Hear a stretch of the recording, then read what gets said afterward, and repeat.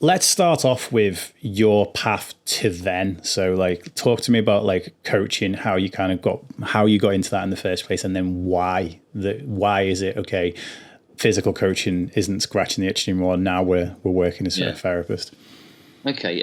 So, I mean, I was straight off the bat in university, still coaching at the university gym, and started in 22, 23 years old. So I've always had like coaching on a thread that continued throughout my career. And what was really great is I had the opportunity actually to like do management as well, and like with regional management. And then I went into teaching for 5 years, which was fantastic. Very good learning experience for myself. And then I kind of decided to go into the full-time like personal training, personal coaching. And I ran that for probably 5 years. And actually the turning point was when I moved to London. And I always had this like feeling of like, there's a lot more going on with people here than just being able to address a need to change physically or to eat better. And as I moved into London and the space that London brings, you see actually from a psychological point of view, and in elements such as stress, burnout, anxiety, depression, people living their lives in a disingenuous way, it all of a sudden became really glaringly obvious that actually the bigger picture of guiding and coaching and supporting is essentially where I want to be. And I was on that own journey myself. I was, my mum was unfortunately degenerative illness, Alzheimer's, and was slowly starting to lose faculties of memory and such forth. Obviously, the disease is a terrible disease. And I was dealing with that whilst I was moving, whilst I was dieting down for a photo shoot as well. I was in a relatively toxic relationship, which got worse. So I ended up going into therapy. I was almost living that existence in London, which was very high pressured, very like demanding, had a lot of opportunities, but also a double-edged sword that came with that as well. And subsequently, my mum passed 2016. I then, the toxic relationship fell apart 2017, and I went into therapy in 2017. Mm-hmm. And that was when the journey started of like realization and it coming together in a sense of me becoming authentic, having a positive impact on my own life first, and then having a great impact on others. Better direction, more positive direction, and kind of evolving really in that sense, to the point of taking the therapeutic course and becoming a certified therapist, and then also becoming a coach of like an exec coach, so kind of going on through a professional coaching award as well. So. And then here I am. Amazing. Well, I was going to say, I don't know if you remember what your talk was about at the BTN conference, but I seem to recall it was about, it's certainly at least related around the zone of proximal development. And I remember coming away from that talk and thinking to myself, you know what? Because I've got this expression that motivation only works on the motivated. And it's like the more motivated a person is, the more susceptible they are for motivation working. Whereas the person that needs motivation the most is one of the hardest people to get moving in the first place. And I remember kind of thinking at that, after that session, that so seeing someone utterly the best in the world perform at something, if someone's on that scale of higher motivation, or that's within their grasp to a degree, then they're actually going to be motivated and inspired by that person, whereas other people might look at that person and go, I'm never going to achieve that, so why even bother? It's like, And that was what I was going to talk to you about 3 years ago, but that was 3 years ago. But so now we've talked for those who obviously on listening to the podcast, we talked a bit before the podcast about various topics, and there's a lot of the ones that we've talked about that I want to get into, and I'm going to try and get as much of them as I can into here. But I want to start off with, because I actually don't know anything about this, which was where's my little list? The where's the circle of fears? Where's it gone? Sure. Needs pyramid versus fear pyramid. This is something that I'm like, I don't even know what that is. Therefore, I must know about it now. So could you explain to us what that is, and then what the application of it is?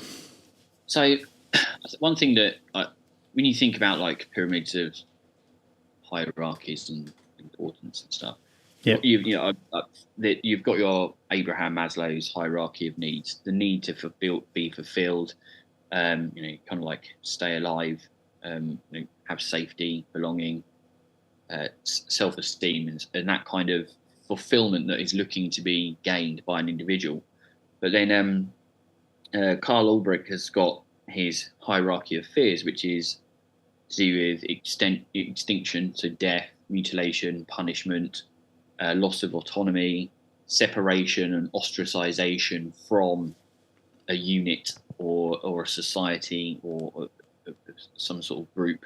And then the big one, which is like the counter to kind of like self-esteem, would be your like ego death, so damage to your ego and it being under attack or kind of disintegrated, so to speak. And the ego, it naturally obviously wants to protect itself to ensure its existence within conscious. So it's kind of like the way in which I coach people and the way in which I communicate with people that I'm looking to have obviously positive impact on is to find out where they're at with regards to operating from a driving factor of being fulfilled towards, or whether they are fearful of and they're acting based on fears. Because actually there's only so much, and you can look at external, internal motivation. Is not really, it's fine to look at it like that, but realistically what you're looking at is, are you terrified of something? Are you shit scared of something? So this is what you're doing. Yeah. Or are you just are you reaching for something because it's what is you're going to feel fulfillment in, and enjoy on a level of your own decision, rather than someone creating some sort of manipulation or creating like stereotypes which create division, and that kind of like general mental instability which like fears create and emotions create, that fearful emotion, which ultimately people make less than desirable decisions in some cases when they are driven by fear. In some cases they stay alive, fair enough, but then when we're in this kind of like ego or loss of autonomy and control and focusing on those things, people generally have a clouded judgment over the decisions that they make. Yeah, I can relate to that quite hard. And it's something I opened up about recently was when I'm at the kind of crisis point, because I have bipolar disorder, so I have like fits of depression, fits of mania, like they can. And I also get when they're both sort of there at the same time, and when I'm in a strong degree of confrontation, it's like I lose quite a lot of the ability to speak as well as I can most of the time, which generally doesn't serve me many purposes apart from if it's like, okay, now that I'm worked up, my communication's gone down, and now that my communication has gone down, I'm saying things that are no use for me and are getting me into a worse situation, and it becomes a bit of a spiral. But the thing I kind of acknowledge that when looking back on it has been the fact that my brain will be like, okay, I just don't want to be in this situation. And that's about as simple as it's thinking. It's not thinking, I know, instead of being in this situation, let's calmly and rationally try and make this situation better. It's like, no, I just don't want to be in this situation. How can I get in this out of this situation right now? And then I'll say something horrible to the person I'm in the confrontation with, or I'll kind of, run away, whatever it might be. And these things get me out of that situation, but quite often take me into a worse situation. And then it's like when I've come out of the episode, it's like I've got a lot of apologizing to do. I've got a lot of kind of making up to do. And thankfully, you know, in my marriage, we know, like, well, to the best of our abilities, Ilona knows to not judge what I'm saying in those situations, because she knows it's the condition talking and trying to push out and all the rest of it. And I also know most of the time not to make decisions in those moments. It's like, I'm definitely not going to think about, you know, selling the business. Not that I'd sell it, I'd just quit it and stop it. It's like, but it's, my brain's like, anything but here. It's not thinking rationally, it's just thinking change, and it will accept any form of change, even if that change is for the worse. And even if you feel the fear is high enough, and in that situation, in that context, and then exiting that situation, because you're running from a fear, it doesn't, you know, you're almost like going head on into another fear, or not necessarily an immediate fear, but not solving the problem, not kind of regulating how you need to in order to be able to move through and past it, almost like kind of avoiding it in a sense. Yeah. I get you. So yeah, it's, I mean, I suppose on a super basic level of it all, we are kind of trying to either seek some form of pleasure, comfort, positive, or escape some form of negative.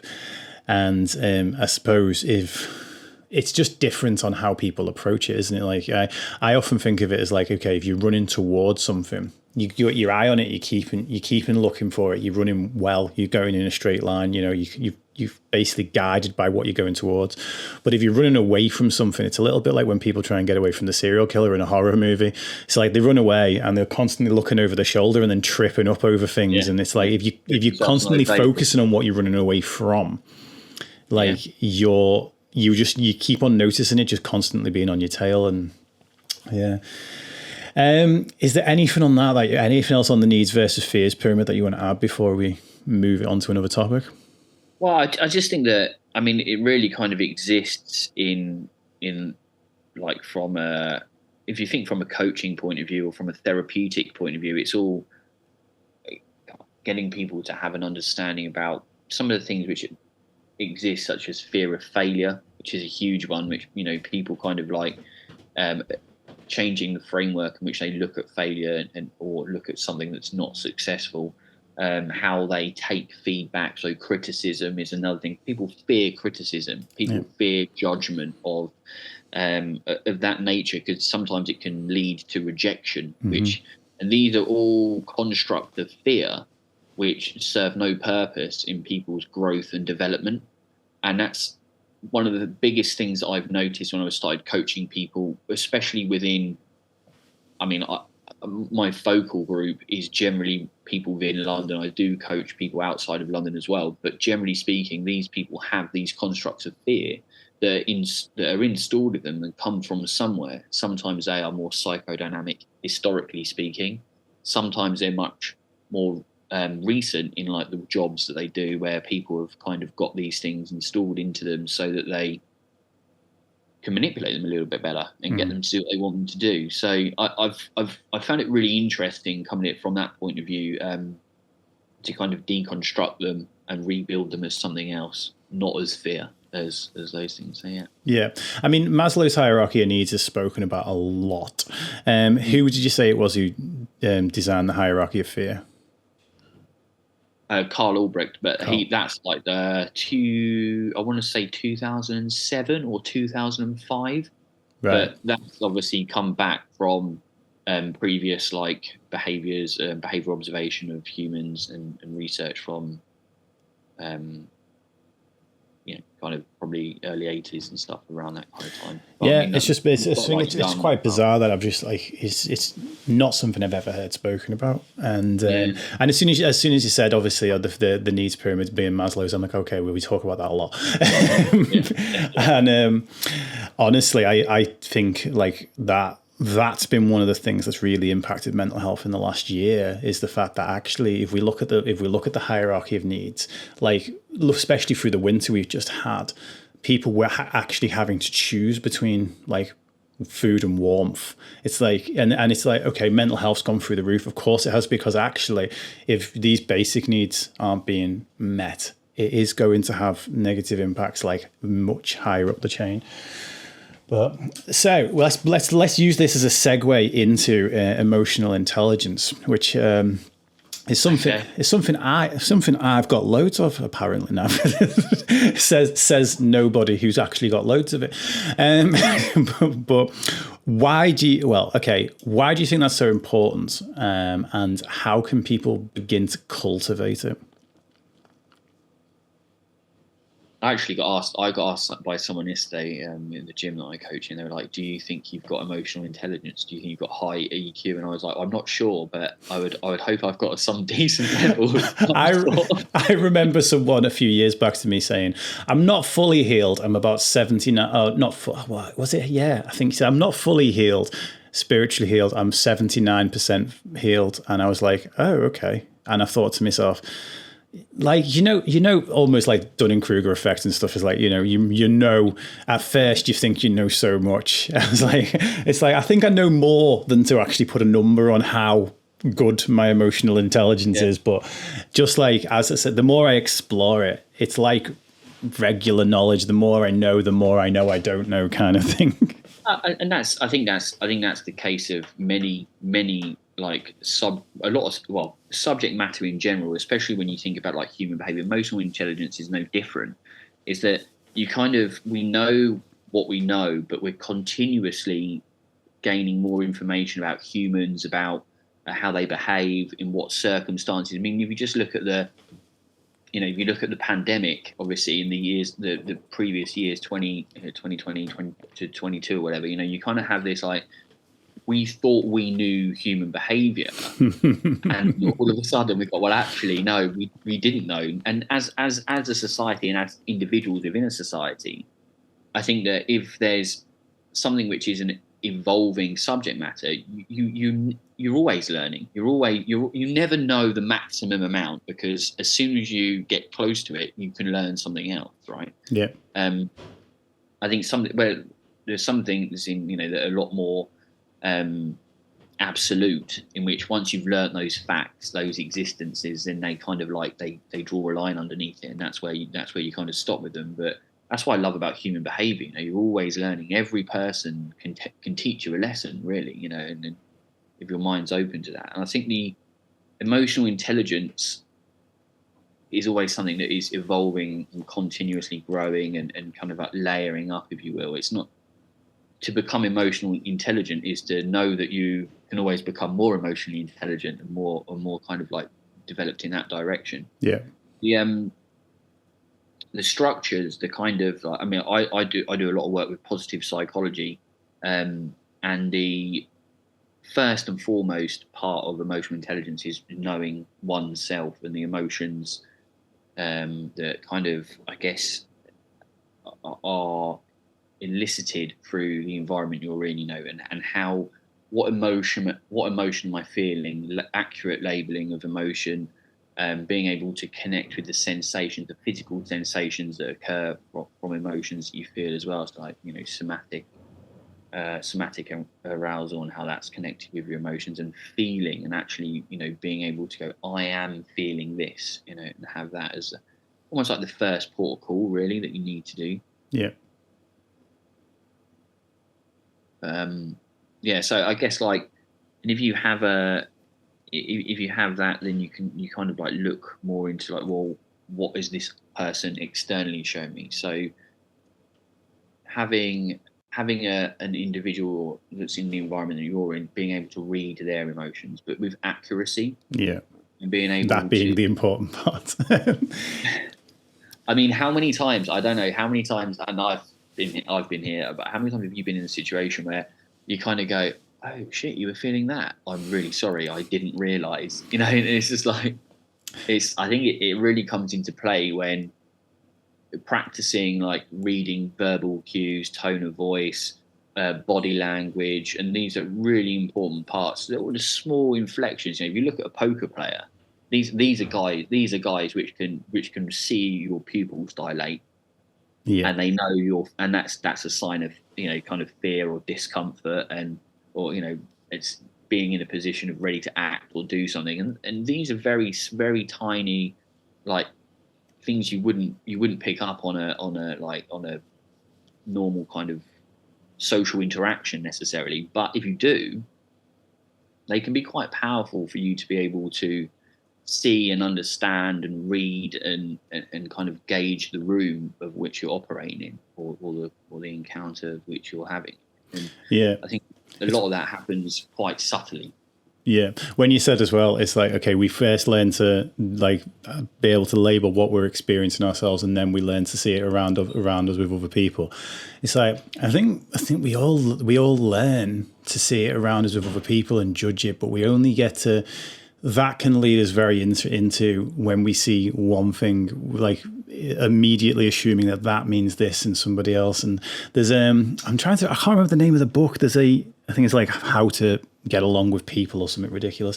It's a Malcolm Gladwell book. It was released just at the beginning of the pandemic, and basically he talks about how he calls it transparency, when a person's emotions match, when their actions match their what they're actually feeling inside, based on the kind of basic universal human emotions: fear, disgust. I can't remember what they are now, but fear, disgust, I can remember them too. I can remember the so-called negative ones. But joy. I think joy is probably one of them, but basically, if a person's outward doesn't match that, we're really bad at judging it. So like when people do match it, we're quite consistent across, most humans are quite consistent across the board at being able to do it. But when it's lower than 50-50 when a person doesn't, because because I think it just obviously confuses, and then people start guessing and second guessing and all the rest of it. I should better not be walking past the laptop downstairs and listening to this. I am lucky enough to have a wife that has low transparency, which basically means that she has a very stern. I'm just going to say it. Like, if she's listening, I don't care. I'm going to get. I was about to say I'm going to get beaten later. I won't. It's like that's a step too far. But she's got a very kind of, she's got basically a poker face, and she can look like she's full on pissed off at the slightest inconvenience. And I've got like a little smidgen of rejection sensitive dysphoria. It's like, so the first couple of years of that relationship, woof, spicy. Like, because I was just like, why is she so angry, like, about everything? But then when I hear her talk to her parents, she's Latvian. So when she speaks in either Latvian or Russian, it just sounds like someone's getting told off 100% of the time. Yeah. And me and my son were sat playing chess yesterday while she was on a work call. And he was like, oh my God, she's really handing it to that guy, isn't she? And I was just like, no, that's just how she talks on like every work call. But it's like, honestly, she's like the sweetest person ever. She just portrays being this stern Eastern European like war machine. It's so I got to learn from that, which was very confusing at first, but has actually helped me a lot whenever I'm dealing with someone that presents that kind of way up front, to not just assume that there's no emotions behind this and there's no feelings behind this. Yeah. I think like congruency with what someone's feeling and the emotion that is existing in conjunction with the behaviours or the tone that they are eliciting when they communicate is sometimes can often be misrepresented for reasons of, could be anything. It could be like compassion. It could be that person wants to survive through this particular incident themselves or get through it in a non-confrontational way. And I think, you do have to really pass. Naturally, humans judge anyway, so you're going to see something. You're going to hear like, my auntie's German, and so we've been over on occasions to visit their families when I was a lot younger, and I was just like, wow, they're quite stern. And it's such an aggressive language as well. So you kind of like, but you have to kind of like hold judge, fair enough, because you're naturally, instinctively going to do that, but then let that sit and then take in the evidence after it in order to be able to find out what truly emotionally is going on here, or what kind of like situation you're in. Yeah, it's like I've learned Russian, and there's a lot. Their sentences, even though they sound longer because some of the words are horrendously long, the sentences structure is shorter, so they don't have a and a the, like So it would just be you want drink. Like that's the sentence structure of it is. So when they're like, you want drink, it's like, it's not aggressive actually, it's just they're literally translating from Russian to English, and they're not putting would you like a drink, do you want a drink. It's just you want drink. So it's like, okay, that makes a lot of sense actually now as to why that, why we see that as, I mean, we're British, so of course everything has to be a long sentence and we have to stand in queues for everything. But in the end, when we were chatting before the recording, you talked about, like, with emotional intelligence, you said understanding regulation of your emotions, how it's a key factor in success. What do you mean by that?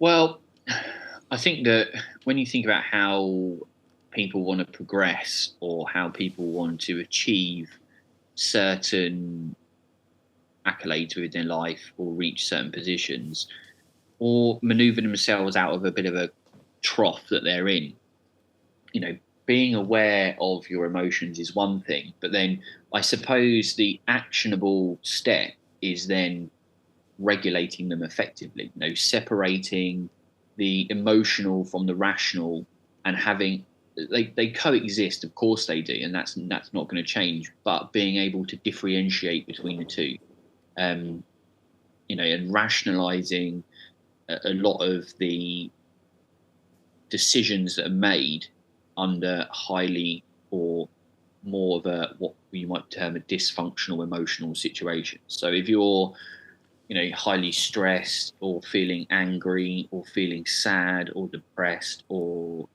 anxious, among just picking probably the most ones which you could relate to as humans, then I can relate to all of them.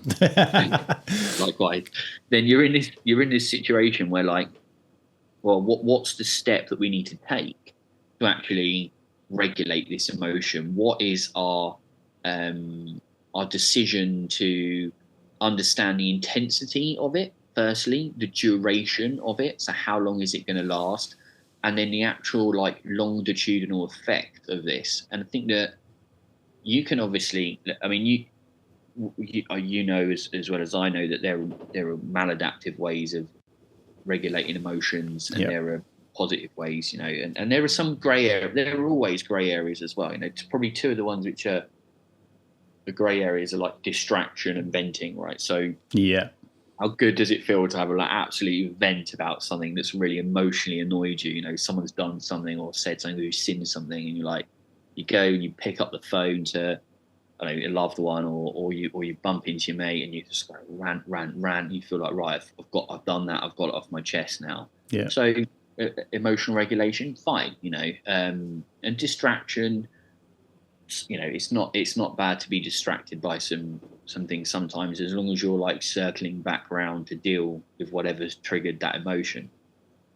A respite is not always a bad thing, from kind of like dealing with emotions day after day. So, those two things probably come in a grey area. But when you think about like numbing, or kind of like ongoing deflection away from actually even acknowledging the need to regulate as well. Yeah. And you've got your classic like sex, drugs, alcohol, hedonic food consumption, workaholics, tend to kind of lean into this a lot more. Even extreme exercise in some situations. Yeah, an absolutely fantastic one. Yeah, kind of just describing my morning basically.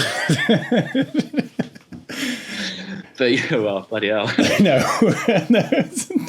I did have a cold shower. That was pretty. Have you done any of that on a tangent? Have you done any of that cold immersion stuff? Yeah, so I did it because I'm a people pleaser. One of my previous podcast guests is a guy called, his online name is Dare to Dip, and he did it for a year in open water. Yeah. And he was like, "Are you going to do it in December? Will you do it for a month in December?" And this was like June or July that he asked me, and I was like, "Yeah, sure. That's far enough away for me to not have to worry about it." And the issue for me, I'm back in therapy myself right now, and because I'd let my depression just slowly creep in and start messing with things for the last 18 months or so, and I probably should have gone back much sooner. But December, I was not in a good way, hiding it quite well. I say hiding it quite well. I wasn't on stream. I was just telling everybody how I was feeling, as like, and I'm talking at like half the speed I normally do, and I'm wore a dressing gown to work one day. But this is how much room I give for my emotions. But but the problem was my personal hygiene had started slipping during December as well, which doesn't, only happens when things are really bad usually. And I was only showering like once every 3 days, but every single time I did it, I was still doing the cold water. And then as that depression started lifting, I went back to showering every day, and now I love it. Like I was up to doing it every day by the end of December, and then January I did it every single day. February I've done it every day so far. I've not done any of the cold plunges or anything yet, but one thing I've found, and I found this quite acutely last week, is I can't do that and then have a coffee. Because it upregulates my nervous system. It's good for getting me ready to come and work and getting me focused. I also, if I'm honest, makes me feel a little bit like a badass. And it's even more so if my wife comes in and go, "What the hell are you doing?" And she can see goosebumps all over me and all the rest of it. That makes me capable of going an extra 20, 30 seconds. It's like I'm just like, yeah, I'm a warrior, blah. And it does. It really works for me. But I found out last week that I did that and then had a coffee straight after, and I've never been more distracted in my entire life. Like it was like mania and ADHD at the same time, but times 5. It was like, honestly, I just couldn't focus on anything. I had to end up abandoning my stream because the conversations were coming in, and I'd get halfway through sentences and then I'd just ping off onto something else. And then I started getting stressed about the fact that I wasn't doing my job very well. And before too long, I was like, look, I've not got the capacity to like do this to the level I want to be able to do it today. So I had to leave. But yeah, the cold showers, I'd swear by them personally. I think I really enjoy them. Like it took a little while, just like it kind of did with exercise and just like it did with meditation and a lot of the things that are good for you. It takes a while. But now I actually look forward to it. And I've just started changing it slightly because I used to turn it back up to hot again after doing the cold shower and at the end. And I'm listening to a lot of Andrew Huberman at the minute. And he's like, you get the cognitive benefits if you do that, but you don't get the metabolism benefits. And I'm like, well, I want the metabolism benefits as well, because if I'm going to do it, I may as well get extra benefits. So now I don't turn it up to warm at the end. So it takes a little bit longer to warm up afterwards. But I think that, again, that can be a way, like you said, the cognitive effect it has, obviously, and it can upregulate a lot of things and support a lot of things. I personally used to swim in. I had a conversation with my mate that I live with, and we were like, we used to swim in the outdoor swimming pool at school, and it used to be whatever. We used to have to swim in it at like stupid temperatures. Yeah. And we're like, cold water immersion, I'll do, but doesn't really entice me to the degree. I don't think it's supposed. I don't think it's supposed to. And I think I've literally got the fact that if someone asks me to do something, I tend to say yes. I'm not always a yes person. I have learned to be a no person every now and then. But I was like, you know what? I thought at the time, it'll give me something to talk about, whether it was any good for my mental health or not. And then through December, I was like, well, not really. And it's hard to say in January as well, because I started therapy like the first Wednesday in January as well. So or the second Wednesday. And so that's helping the cold water. I'm in an amazing headspace at the minute. And I've been in a consistently amazing headspace since the day before I had that first therapy appointment. But I also said, to the therapist. It was a little bit like turning up to the doctors when, suddenly your conditions have got better. I felt better as soon as I've made the appointment.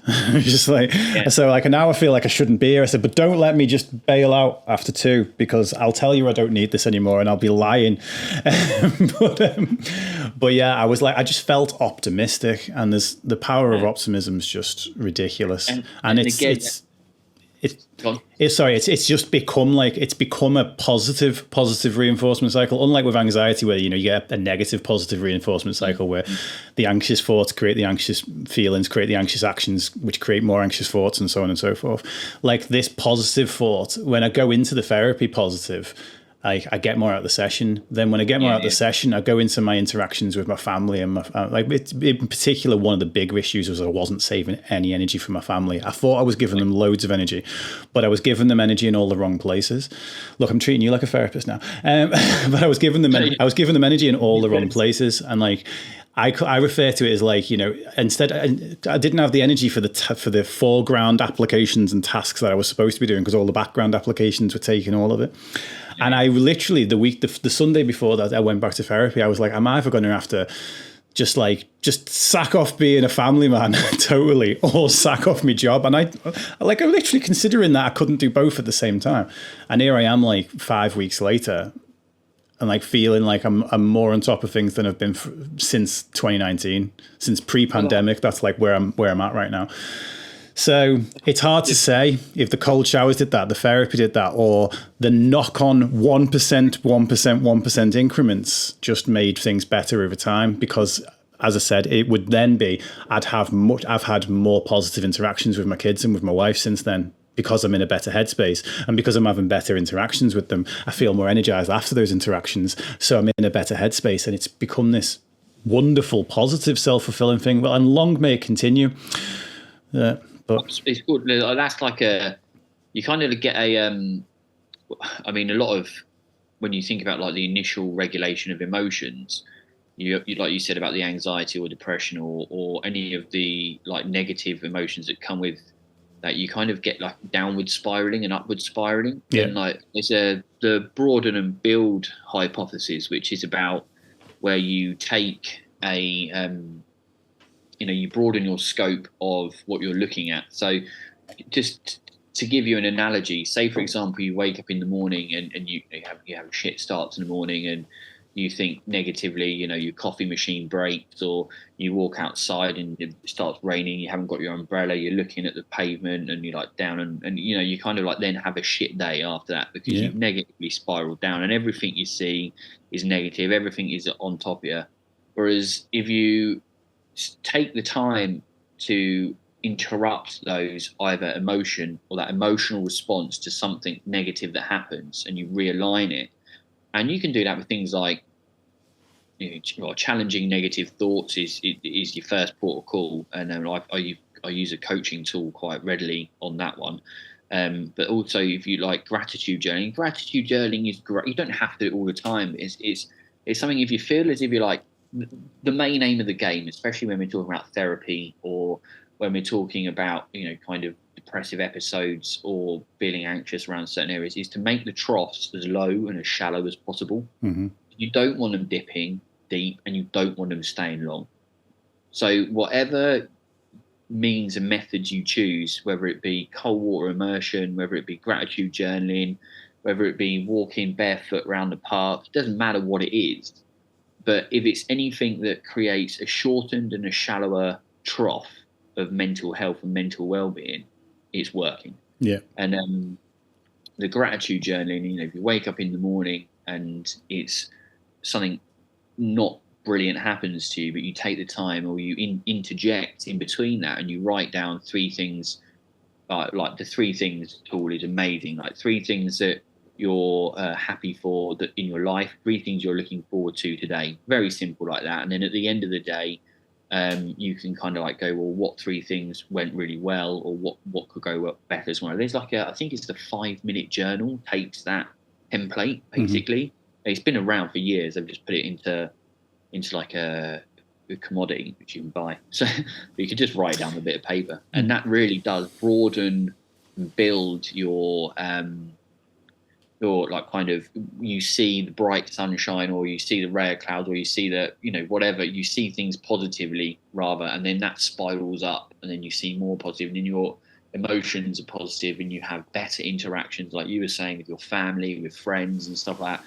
And it is just a gradual upward spiral, and it's all about catching that upward spiral and just keeping it up, really. Yeah, definitely.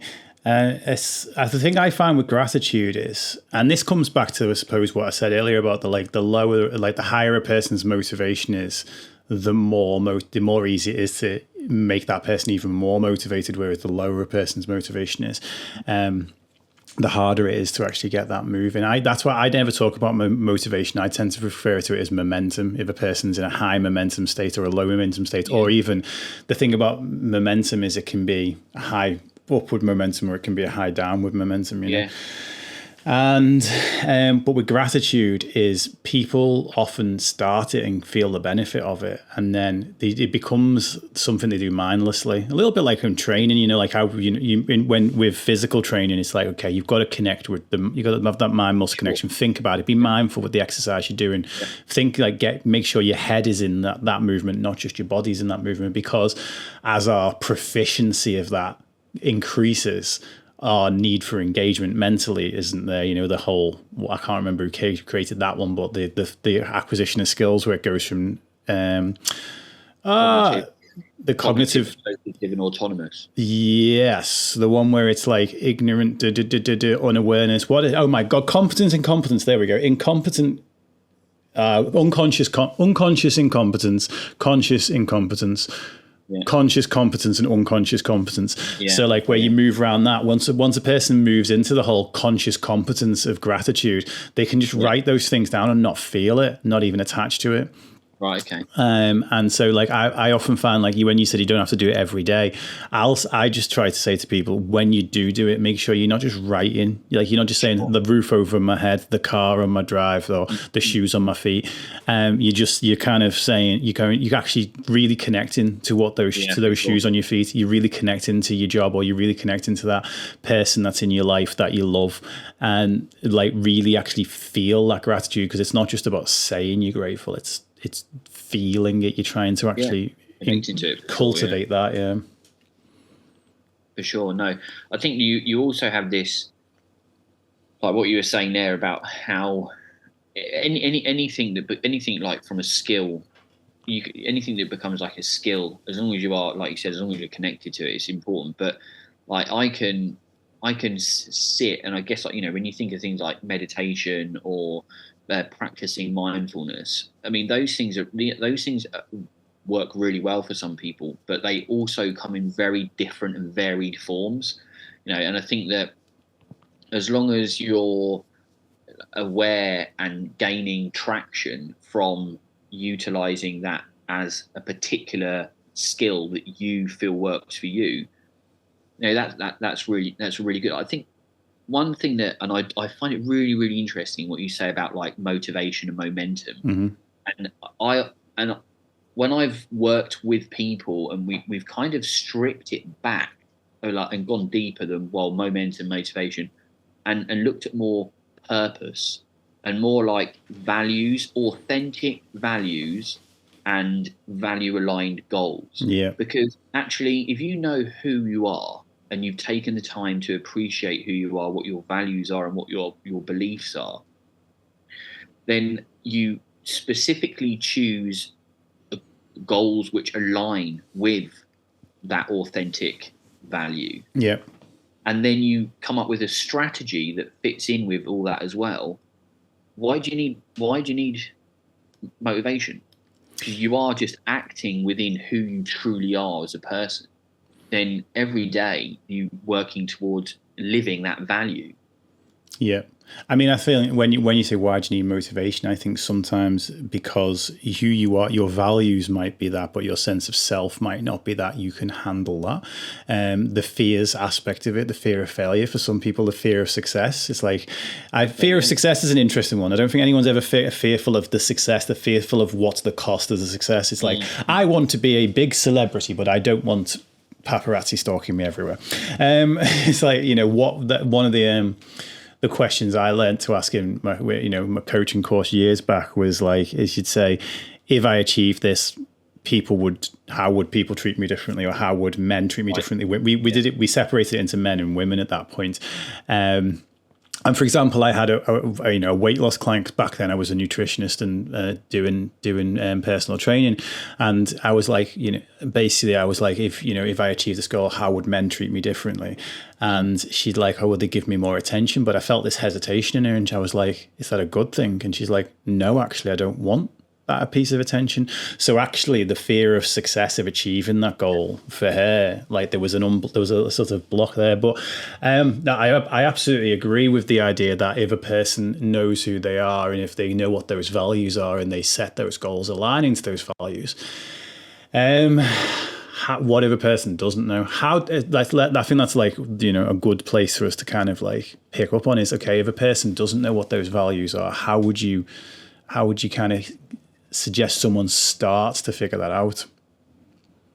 Well, value-based coaching is something that is predominantly based around people taking time to think about things that they connect with and feel the emotions that come with those particular aspects. So, if you were to say to someone, I mean, I can say to you now, I value like growth, development. I value my family and my friends.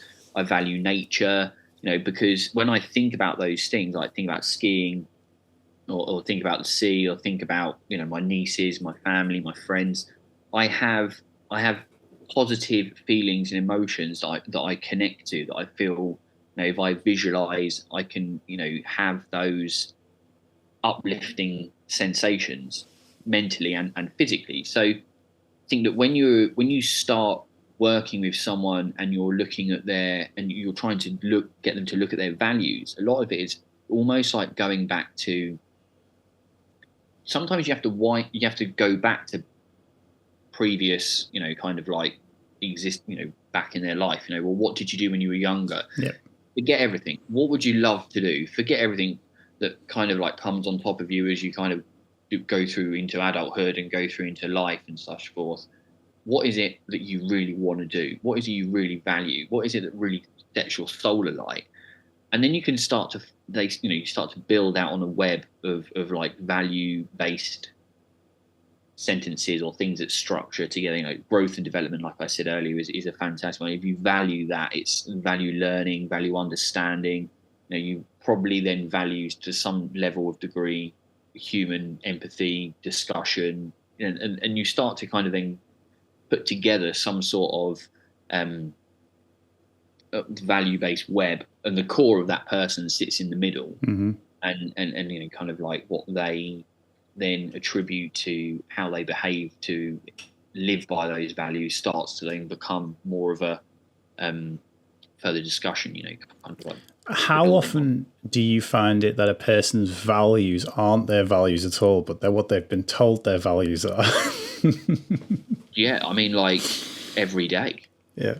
I mean, I think what people don't really realise is that from a pretty young age, we are effectively institutionalised within a society that wants us to, or that wants us to behave and have certain roles and responsibilities within that society, and that's okay. I'm not here like going, oh, there's a massive conspiracy against her. I'm not. That's not what I'm saying. I'll do that. You can do that. No, but to be honest with you, you do get very channeled, redirected, almost aligned to the greater good is a turn of phrase that kind of like comes into play from time to time. Oh, I just should really be doing that. Why? Oh, well, I need to. Why do you need to? And then the conversations really kind of get to the bottom of it, which is that this person has decided to do this job because of influence by parents or friends or peers, or they've bought that particular house in that area of that country, or they've gone on those holidays, all inclusive holidays where you just sit around a pool and don't do anything. When actually, when you get deeper and when you go and really find out what they want to do, is they want to go trekking through Peru, or they're not that bothered where they live. They'd much rather live in the countryside rather than in some like estate in London or something like that, and you kind of like when you start to kind of get someone to question their own decisions that they've made or why they've made those decisions. And it's deep stuff, because actually people start panicking. They think, my God, I've lived the last 30 years of my life doing stuff I didn't really want to do. Well, that's not entirely true. There's decisions I would have made, but ultimately, and that you do see that actually in it's where you get like a lot of midlife crisis, a lot of depression that hits various people at like reflective points of their time. So if we think about like 40 years old is a pretty, for 40, 50 years old is a pretty kind of poignant time for people in general, kind of like I've got older brothers and sisters which are like hitting that older brother and sister which is hitting that kind of time, or have hit that time, hitting 50 and have hit 40 and stuff. And you kind of go like, people do take stock and reflect also if an acute emotional thing happens, so like the death of a parent happens, and then you start to like inwardly reflect and think, well, what have I been doing, what are the decisions I've been doing? And that can really set people up on a pathway of discovery which isn't always that pretty. It's not always singing and dancing. We're not always going, oh yeah, it's a fantastic, I've been doing this, it's all been great. It's like, why am I here? What am I doing? Why have I been doing this job for 10 years? Why did I go in to be a doctor? Why did I go in to be a lawyer? Because the family said I should, or just as examples, Yeah, definitely. Yeah. No, I see it all the time. Like, even down to how a family should be, and or like people getting married when it's because of what their parents want, people having kids when it's not what they want, or people, not having kids because it's not like, it's not always what they want, or they settle in with what their partner's values are, or whatever. Yeah. There's a lot of it. And I think it's, like you talked before about there are maladaptive ways of dealing with our emotions. So like the example I'll give there is anxiety. I often say what it wants you to do is prepare, what it causes you to do is panic. It's like anxiety is supposed to be, it's not supposed to be what if all of this goes wrong. It's supposed to be, what are you going to do if all of this goes wrong? So if all of this goes wrong, how are you going to handle it? But unfortunately, that's how the question's sent down, and how we receive it at our brains is, this is all going to go wrong, and here's what it feels like for all of that to go wrong, and here's the visualization of that right now. And so often people will be like, oh my God, if I fail this exam, then all this is going to happen, and this is all going to go wrong with my life. And instead, what that message is supposed to do to that person is say, well, let's go study so that doesn't happen. But because it puts them in a heightened state of anxiety, it's like, you know what, I'm going to go and play video games, or I'm going to go and binge porn, I'm going to go and do something. Like I said before about when my bipolar's up here, it's like the decisions I make aren't always the ones that deal with the long term of me. They are, I don't want to be in this situation right now, I will choose any other situation in this. And I think a lot of times when we live our lives based on other people's values, it's like, people like, you can do that for a certain amount of time, but sooner or later, that avoidance of your own values is going to catch up with you. And in reality, the earlier you let that catch up with you, the more of your life you've got to kind of change that path and then decide, you know what, from this day forward, I live with my values. This is who, and the less obviously of a life that could have been that you'll have to mourn, because that's one of the topics that comes up in my community so much is I wish I'd found out about this sooner. And a lot of the times it's to do with a diagnosis as opposed to it being to do with finding out about their values. But it's like, if I'd have known this was my condition, then I could have had this help, or I could have had this life if I'd have been able to manage this sooner. But I actually hear that a lot with values as well. It's like, if I stopped living for my parents and started living for myself when I was like 45 or 50 or whatever it might be. And it's like, actually, I often get people to say, okay, write down a list of I title it, I am the type of person who is. You write, I am the type of person who at the top of the page, and then you write down a bunch of things that you think you are the type of person you are. And then you sit there and you look at that list and go, how much of that is what I actually believe, or how much of that is what I think I'm told to believe. And it's a good little exercise. It's not, as you said before, it's I wish I could put your accent on for it. It's not always pretty. Not always pretty. But yeah, it's not always pretty. And sometimes as well, it's like when you cross them off, you're left with like a few things. And then you're like, because there's values that you don't even know are there. There's things that are important to you. But going back to what you said earlier about what you want to do when you're a kid, I did this exercise. And I looked at what I wanted to be at various different points. And I wanted to be a musician from when I was 6, but not just any musician. I wanted to be on stage. And then when I was about 11, I wanted to be a stand-up comedian. And then when I was a bit older than that, I wanted to be a public speaker. And that's what I do now. But what I actually realized, it took me a little while to find out what the common thread between each of those things was. And I like changing people's emotions. Like as weird as that might sound, music for me, what I loved about music was playing something and seeing a person change and seeing whether it's like seeing them light up a little bit. What I loved with comedy is I loved getting the laugh. And actually now, as a near enough 41-year-old dad, I'm 41 in 6 days. But I appreciate the dad joke now, because any reaction is fine. Like a laugh is good, a groan is equally fine. If anything, a really bad groan, a real stinker of a dad joke to me is actually just as rewarding. Yeah. You've hit the nail. It's fine. Exactly. But so. Yeah, I've forgotten how I got onto that tangent now. But anyway, all of those things were like, okay, I wanted to help people change their emotions. Even as a personal trainer, really, my big thing that drove me to to work every day was I loved seeing a person change between the beginning and the end of the session. The long-term gains and what happened with was satisfying. But for me, every session was quite satisfying, especially on the days where someone came in and they were feeling kind of like less than optimum. And we give some space for that, and then we get them, ease them into a workout, and then often, if once you get a person moving and you'll set the expectations nice and low, you end up with like those PB sessions coming out of nowhere. So I loved that, and then once it turned into mindset. Yeah, I was very, very, very hooked on it at first, like in totally and utterly non-selfish ways, I promise. But I love it, and I still love it now. Like, and my favorite part of my job is when I get up on stage and get to do that for an entire room full of people, because I get to see it.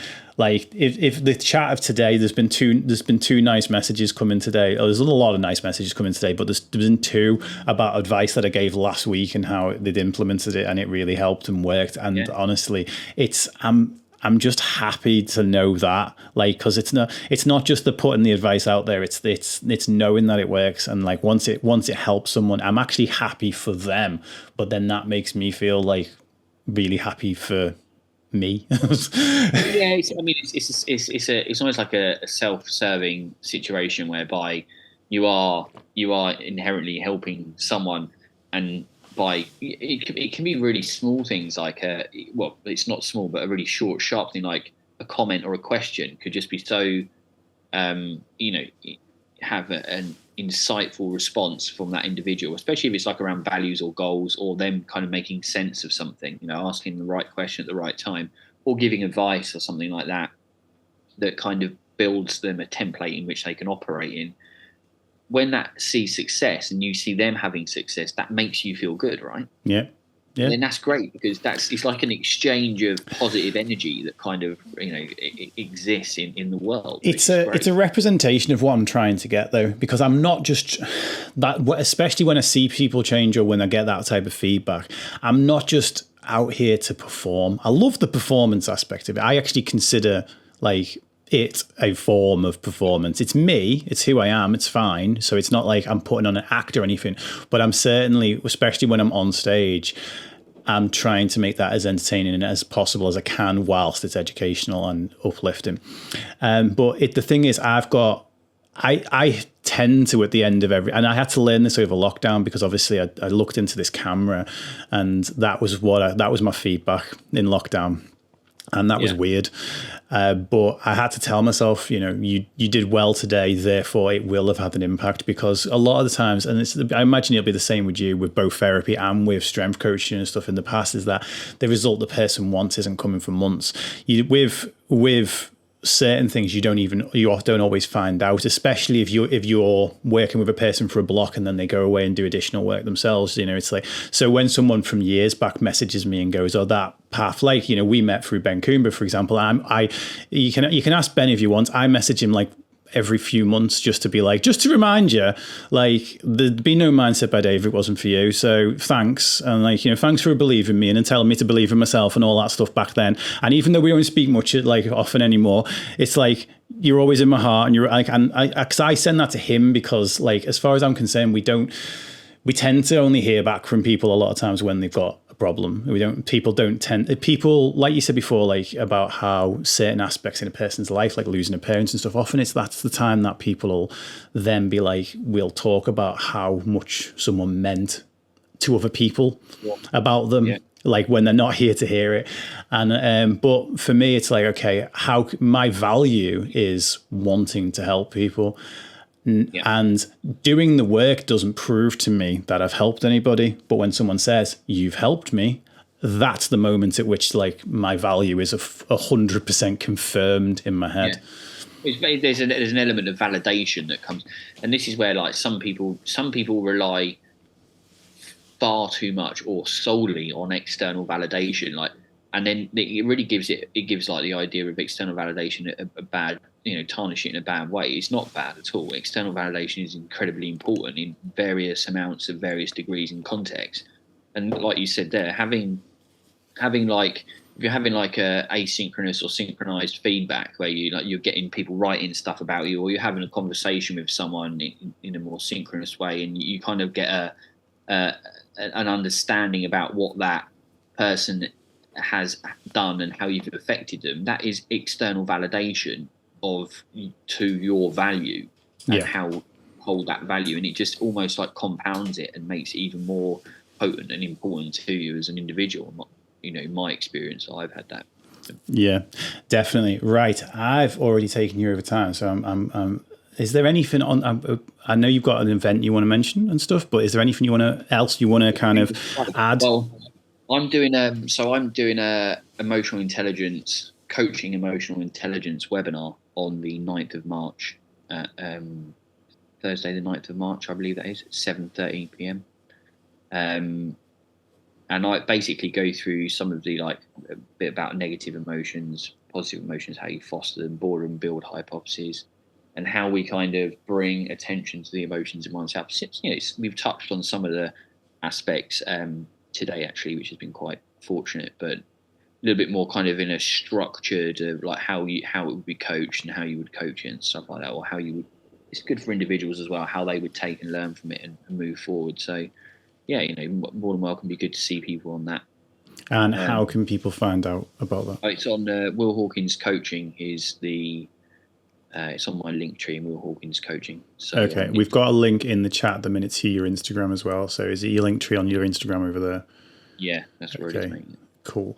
Awesome. Is there anything else? I mean, I know there's millions of things on these topics, but is there anything else burningly important that you'd love to add before we wrap this up? Well, I think from a topic wise, you could drill down, you could talk here and talk there and kind of bring so much to the surface. But what I want to say is thank you for having me on. It's been a pleasure. Oh, I always think that the guests are doing me a favour, so otherwise I'm just, sat here putting my own thoughts out into the world, and, not that that's a bad thing, but I always enjoy it, and it's been, as I say, it has been a long time coming. I think it was just because I was really hoping to get back to the face-to-face stuff, and I wasn't planning on the podcast being an online thing forever, but. Yeah, now it's like, well, it's got a format that'd be hard to kind of match face to face now. It's got like layouts and it's a live streamed, and now I get to have people on from all over the world, which is super cool. But yeah, it's been a long time coming and it's been great having you on. Also, as well, I'll need to try and remember to put this in the intro because that emotional well-being is on the day after this will get released on the actual podcast, which is quite nice. It's also conveniently just after I get back off holiday, so I can attend it myself. Yeah, no, pleasure. Good to have you on. Other than Will Hawkins Coaching, which is Instagram.com/Will Hawkins Coaching, is there anywhere else where people can connect with you, check you out? Well, just on Facebook, same Will Hawkins Coaching, really, but nothing. I'm a pretty simple man, really, in that sense. Too much is a bit too overwhelming if there's too many different places for me. Yeah, well, mine was just I was just like it's Mindset by Dave everywhere. Like, and I get, you know what? Do you know how to get over the overwhelm? Right, copy paste. Control C, Control V. Yeah. I put, and I know Gary Vee talked about this and not doing it and making sure your content on Twitter is different and your Instagram content, your TikTok content, and all the rest of it. It's all different and it's specific to the area. I'm like, yeah, whatever. It's like takes me like literally 1/5 the time because I post the same thing to YouTube, Twitter, TikTok, Instagram, and it was Facebook, but I got hacked and blocked out of there, and now I can't. Now I don't trust them anymore, so I'm not reactivating my account and ever going back, which means that when it is, hint, everyone on the podcast, even though you won't hear this, it's my birthday in 6 days and Facebook won't remind everybody about it. So I'm not going to get any birthday messages this year, which is fine because I don't need external validation. Honest, loads. Like, I'm not an external validation junkie whatsoever. No, not me. Definitely not. On that note, thank you so much for joining me, and I will catch you very soon.